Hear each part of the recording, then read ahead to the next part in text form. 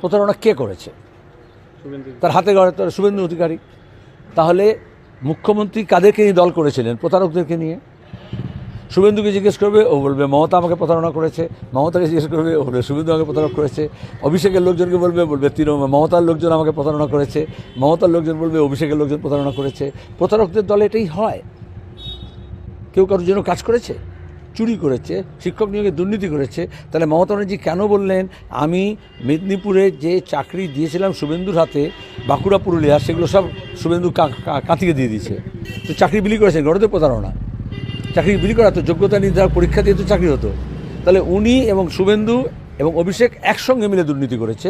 অভিষেক EDC থেকে বাঁচার জন্য এখন বিজেপির হয়ে কথা বলছে দলের ভেতরে থেকে, আর শুভেন্দু বেড়াটককে তৃণমূল দিকে চলে গেছে।